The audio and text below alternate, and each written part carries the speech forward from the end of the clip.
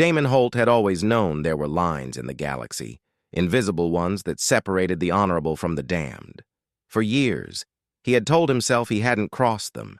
He was just a man doing jobs, ferrying cargo where others wouldn't, surviving where others failed. But when the docking bay doors of his ship slid open and the cargo was revealed, he felt those lines burn into his conscience like fire. It wasn't weapons. It wasn't smuggled spice. It wasn't even prisoners of war. It was a family. The mother stood at the front, her back straight despite the heavy manacles binding her wrists. She was alien, yes, but only in the way the stars were. Strange, distant, yet undeniably beautiful.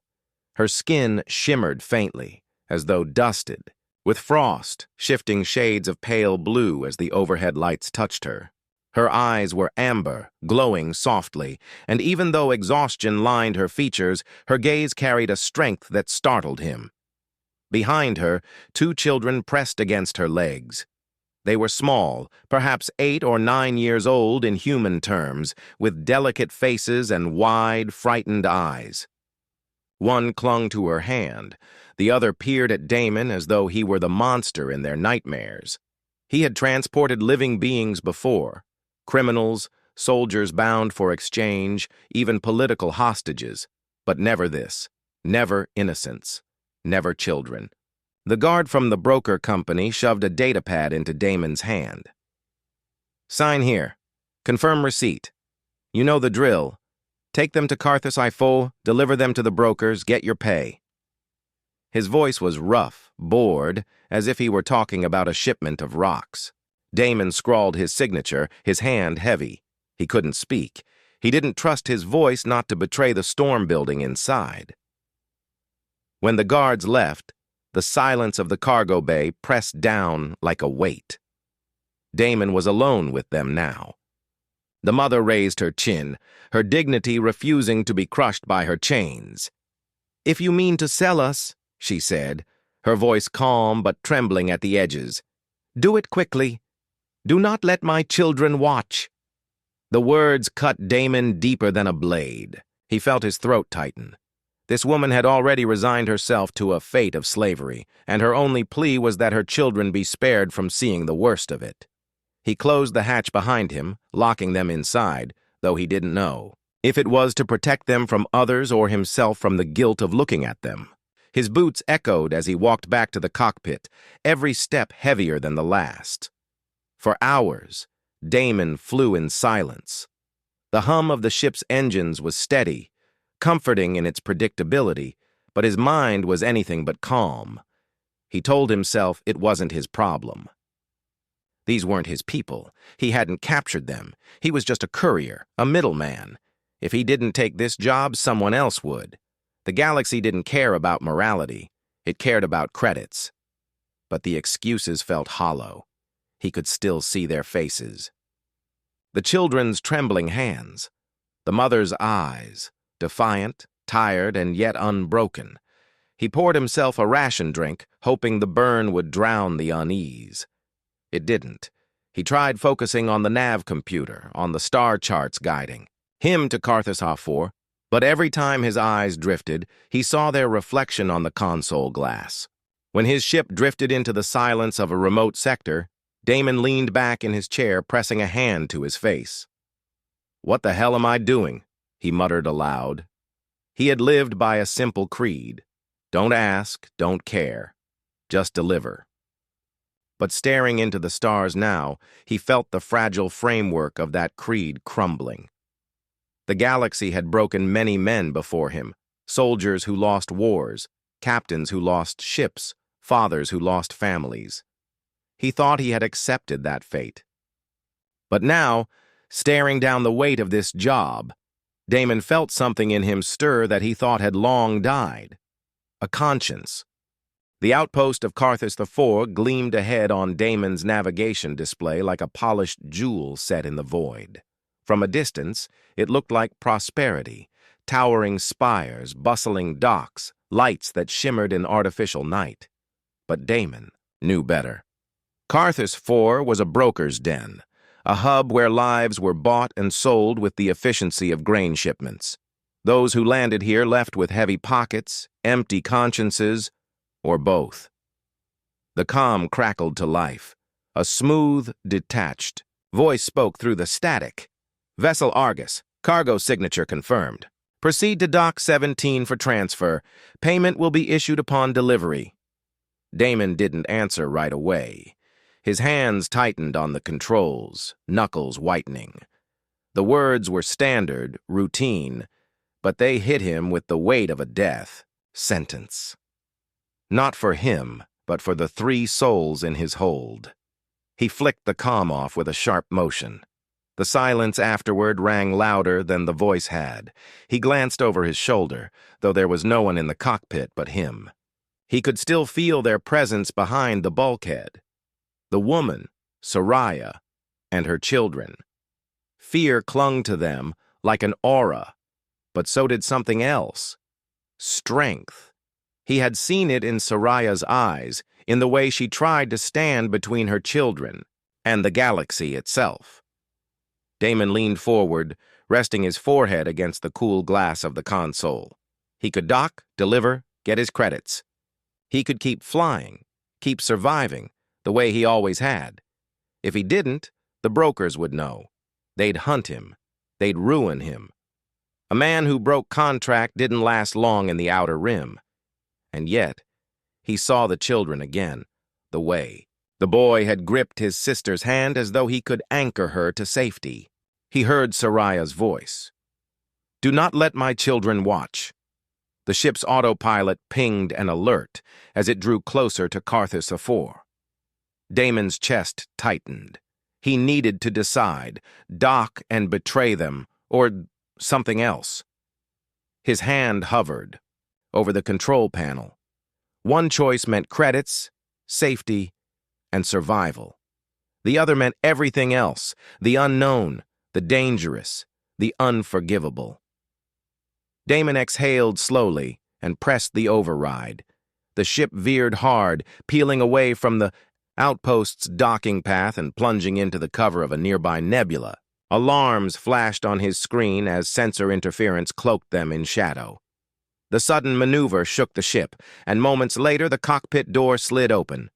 Soraya appeared, her wrists still bound in manacles, her amber eyes burning with suspicion. "You're not taking us to the brokers," she said. It wasn't a question. It was certainty. Damon looked at her, the words forming heavy in his throat. "No, I'm not." Her gaze sharpened, wary. "Then what are you doing?" He laughed bitterly, though there was no humor in it. "I don't know. Maybe ruining my life. Maybe saving yours. Maybe both." For a long moment they held each other's eyes. The hum of the ship filled the silence between them. Finally, Soraya spoke, softer this time. "You know what happens to those who cross them?" "I know," Damon admitted. His voice was rough but steady now. "But I also know what happens to families who get sold. I've seen it. I can't. I won't be the one who does that to you." Her children peeked around the corner, their eyes wide and uncertain. Damon glanced at them, then back at her. "You're not cargo," he said, the words firm now. "Not while I'm breathing." For the first time since he had met her, Soraya's expression changed. The suspicion softened. The weariness in her eyes eased, replaced by something fragile but undeniable. Hope. She straightened, her chains clinking softly. "Then what will you do with us?" Damon leaned back in his chair, staring at the stars beyond the viewport. "I'll figure it out, one step at a time. But whatever it is, it won't end with you in chains." The children came forward, clinging to their mother's arms. Soraya looked at Damon as though searching for deception, some hidden trick. But there was none. Just a man who had chosen, finally, irrevocably, not to be the galaxy's errand boy anymore. That choice, Damon realized, wasn't just about them. It was about him. He had lived too long drifting, surviving without living, obeying orders without questioning their cost. Saving them was the first real decision he had made in years. Damon Holt's ship, the Argus, had always been a quiet place. Cold steel corridors, dim lights, and the low thrum of the engines were his only companions. For years, silence had been his shield, but now, silence was gone. Instead, the air was filled with the chatter of children. Tira, the older of the two, was endlessly curious. She followed Damon around the ship, asking questions about every button, switch, and panel. "What does this one do? Why does that light blink? Can you show me how to fly?" Her bright eyes gleamed with a hunger to understand the universe, and her laughter bounced off the walls like sunlight breaking through clouds. Jalen, younger and quieter, had a different way of exploring. He didn't ask as many questions, but his small hands touched everything. Damon caught him tracing the ridges of the cockpit console, feeling the hum of the engines through the floor, even listening at the walls as if the ship whispered secrets. Only he could hear. Soraya, their mother, watched them with a cautious mixture of relief and worry. She stayed close, her protective instincts sharper than ever. Damon noticed the way she positioned herself between him and the children at first, her body language guarded, her eyes following every move he made. She had endured too much betrayal to trust easily, but Damon didn't push. Instead, he gave them space, offering what little comfort he could. He unlocked the manacles around Soraya's wrists, watching as the metal clattered to the floor. The marks they left behind on her skin made his stomach twist. "No more chains," he said simply. Her amber eyes met his, searching. She nodded, once, but said nothing. Over the next few days, something began to shift. The ship felt alive in a way Damon hadn't thought possible. The children filled the silence with laughter and questions. Soraya, though reserved, started to speak more, sharing small fragments of her people's culture, songs they sang to calm children, foods they made during winter cycles, the stories of constellations seen from their homeworld. Damon found himself listening more than he spoke. He had carried cargo across 1,000 systems, but he had never carried anything like this. A family.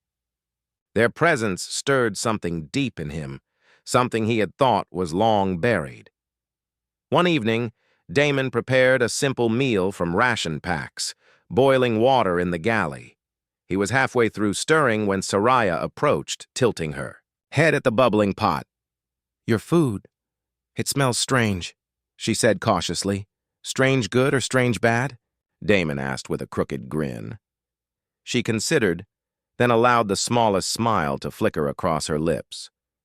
"Strange. Good."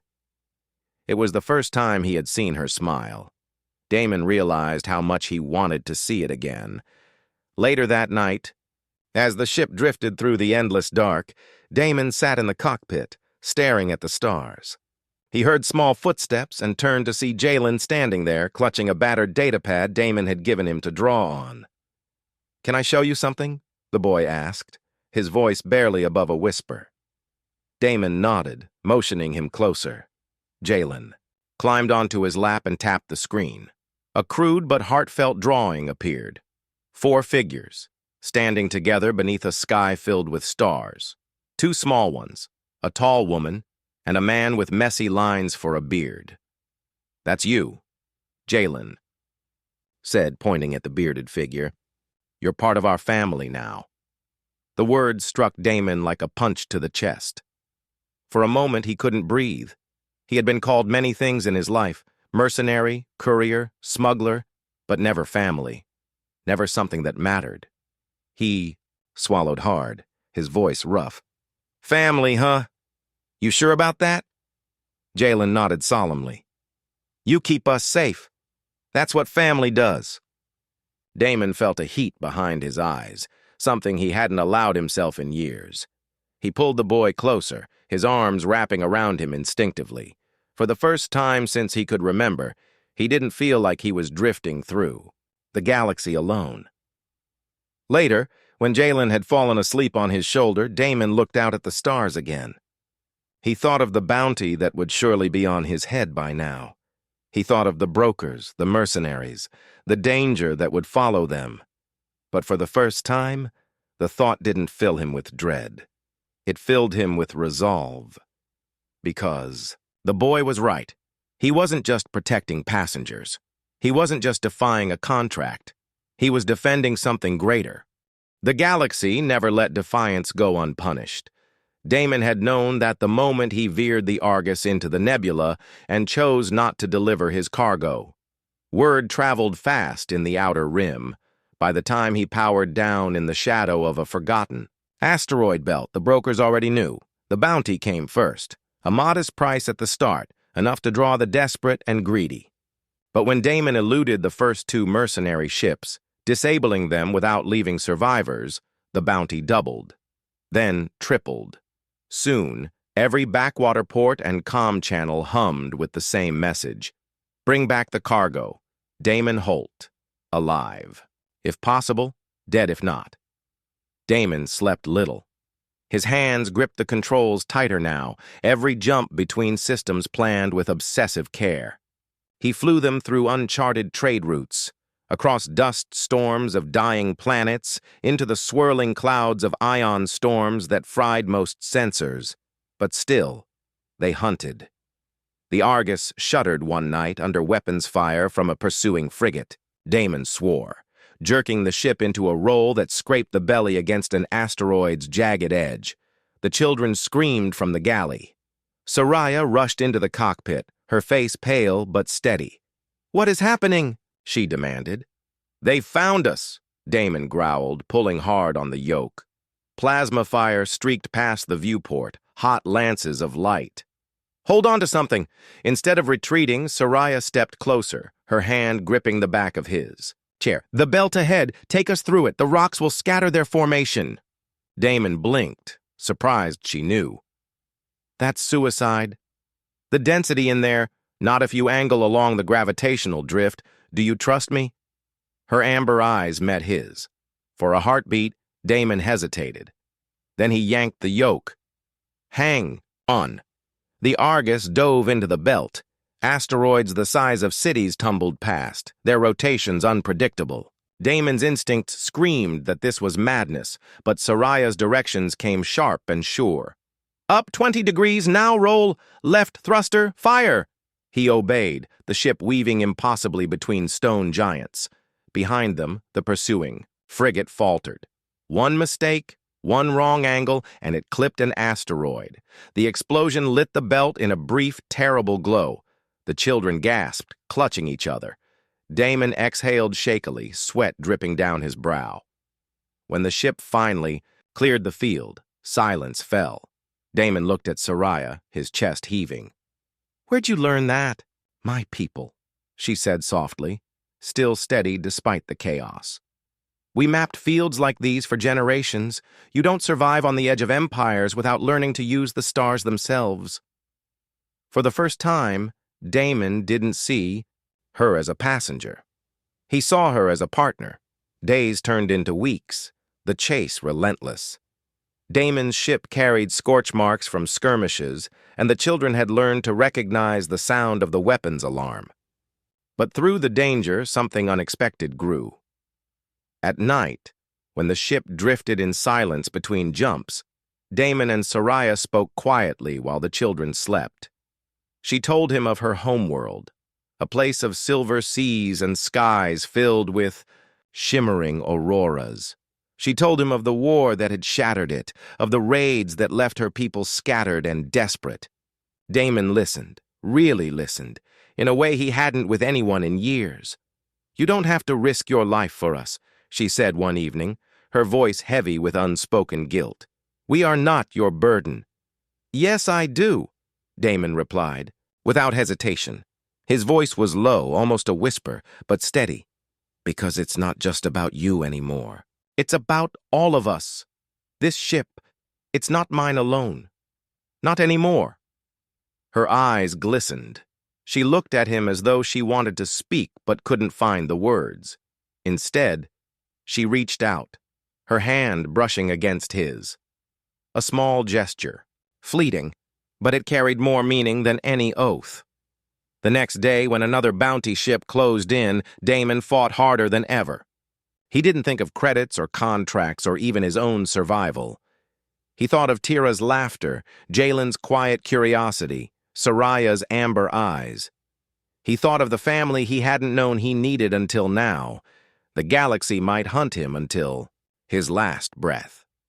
But Damon Holt had already made his choice, and no fleet, no bounty, no threat could turn him back, because humans, when cornered, didn't surrender. They fought. And when humans found something worth protecting, they fought harder than anyone else in the stars, and Damon had found his reason. The brokers would not forgive humiliation. Damon knew it the moment he destroyed the last hunter ship and slipped away into silence. The bounty was no longer just a contract. It had become personal. The brokers needed an example, a warning to others who might defy them. Damon Holt was no longer a courier in their ledgers. He was a traitor. The final confrontation came at the edge of a dying star. Damon hadn't meant to be there. It was simply the only system where the Argus could hide, its unstable gravity fields confusing long-range scans. But the brokers tracked him anyway, their flagship emerging from warp in a blaze of power and fury. The children cried out when the sensors screamed warning. Damon saw the sheer size of the vessel filling the viewport, a behemoth bristling with weapons. His stomach tightened. He couldn't outgun it. He couldn't outrun it. Not this time. Soraya appeared in the cockpit, her face pale but unflinching. "They found us." "Yeah," Damon muttered grimly, hands steady on the yoke. "And they brought the whole damn arsenal." The comm crackled. A cold, merciless voice spoke. "Damon Holt, deliver the cargo and your death will be quick. Resist, and we'll make an example of you and the wretches you shelter." Damon's jaw clenched. He looked over his shoulder at Soraya and the children huddled together. For a brief moment, the weight of the galaxy pressed against him. He could surrender, save them from immediate destruction, and maybe bargain for their survival. But he saw Jalen's drawing again in his mind, the four of them beneath the stars, smiling. He remembered Tira's laughter, Soraya's fragile smile, the way her hand had brushed his. He wasn't just fighting for himself, he was fighting for them, for family. And humans didn't give up family. He keyed the comm. "You want me? Then, come and take me." The battle began in a storm of fire. The flagship unleashed barrages of plasma, each one lighting the void like a miniature sun. Damon pushed the Argus harder than he ever had, weaving through the unstable gravity fields of the dying star. The ship groaned under the strain, metal screaming, alarms wailing, but Damon didn't relent. "Soraya, I need those drift calculations," he shouted. She leaned over the console, her voice sharp and sure. 3 degrees port, now dive, pull up in 5 seconds. Damon obeyed, and the Argus skimmed the edge of the star's corona. Energy crackled across the hull, the shields, buckling but holding. Behind them, the flagship stumbled, its massive bulk too slow to adjust. A plasma surge licked across its side, frying half its weapons grid. Tira and Jalen huddled together, whispering prayers in their language. Damon gritted his teeth, sweat pouring down his face. Every maneuver was a gamble. Every second was survival, stolen from the jaws of inevitability. Finally, an opportunity came. The flagship, lumbering and damaged, drifted too close to the star's gravitational rift. Damon slammed every thruster, pushing the Argus clear, and with a final, calculated roll, he released a cluster of improvised charges he had cobbled together from spare parts. The charges detonated in the unstable gravity well, creating a chain reaction that pulled the flagship into the star's deadly embrace. Its shields flared, then collapsed. The last Damon saw was a blinding flare of light as the ship was swallowed whole, the brokers consumed by the very star they thought they could control. Silence fell. Only the steady hum of the Argus remained. Damon slumped back in his chair, chest heaving. He had done it. Against all odds, he had survived. They had survived. The children rushed to him, throwing their arms around his legs. Soraya stood quietly behind them, her amber eyes shining with tears. For the first time since Damon had met her, the weight of fear seemed to lift from her shoulders. Weeks later, the Argus descended onto a quiet colony world on the fringe of human space. It wasn't much: green fields, simple domes, a community of settlers who welcomed newcomers without asking too many questions. But to Damon, it was perfect. At the registration hall, he filed the necessary codes, not as a mercenary, not as a courier, but as a citizen. More importantly, he filed papers as guardian of Soraya, Tira, and Jalen. When the official looked up in surprise, Damon simply said, "They're my family." Outside, the children ran across the grass, their laughter echoing in the open air. Soraya stood beside Damon, her hand brushing his, tentative but real. "You could have sold us," she whispered, her voice carrying the weight of all they had endured. "You could have left us."